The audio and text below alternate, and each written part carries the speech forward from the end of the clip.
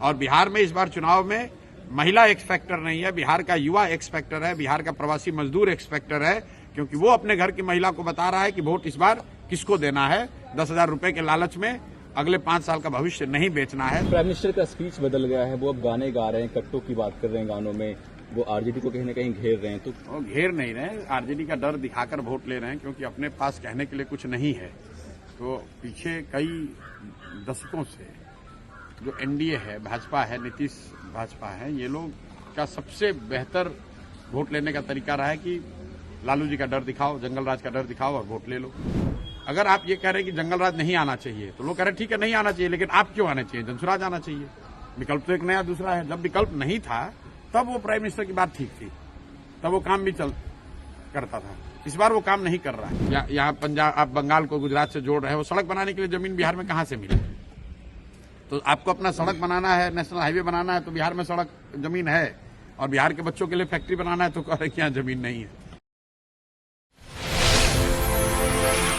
इसमें आप खुद को कहाँ देख रहे हैं? हम बिहार में बदलाव देख रहे हैं, और जितने स्वयंभू एनालिस्ट और पत्रकार एनालिस्ट हैं जो कि बता रहे थे कि उनको पता है कि बिहार में क्या होने जा रहा है, उनको जमीन पर आते हुए दिख रहे हैं। क्योंकि किसी ने ये नहीं बताया, किसी ने प्रेडिक्ट नहीं किया कि बिहार में देश के राजनीतिक इतिहास का, मतलब बिहार के राजनीतिक इतिहास में सबसे ज्यादा वोट होने जा रहा है।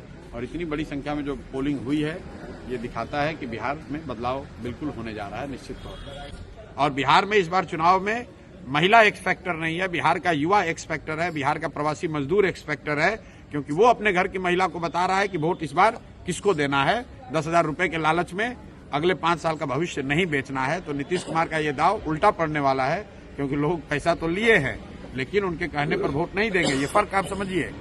पहले के चुनाव में ये लोग छठ मनाकर चले जाते थे, फिर महिला अपने हिसाब से वोट करती थी। इस बार ये मजदूर, ये युवा साथी घर में बैठे हुए हैं, और वो न सिर्फ अपना वोट कर रहे हैं बल्कि अपने परिवार की महिलाओं से भी वैसे ही वोट करा रहे हैं, अपने घर वालों से वैसे वोट करा रहे हैं जो उनको उचित लगता है।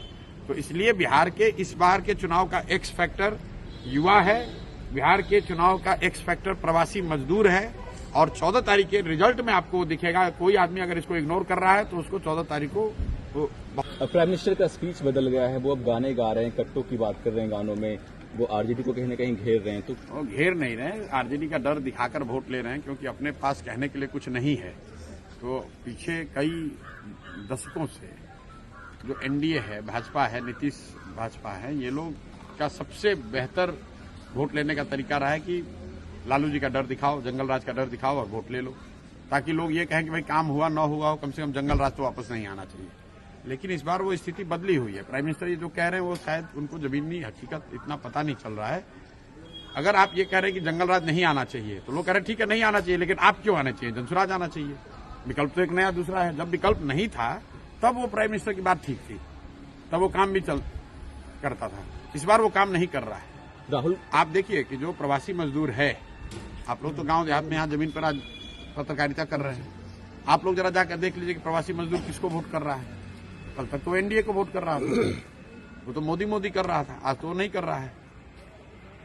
वो तो बिहार में फैक्ट्री रोजगार चाह रहा है, और अमित शाह कह रहे हैं कि बिहार में तो फैक्ट्री के लिए जमीन है नहीं। तो इसका मतलब है कि आने वाले सालों में भी बिहार में फैक्ट्री नहीं लगेगा। अमित शाह ने खुद कह दिया, तो बिहार का युवा उनको क्यों वोट देगा।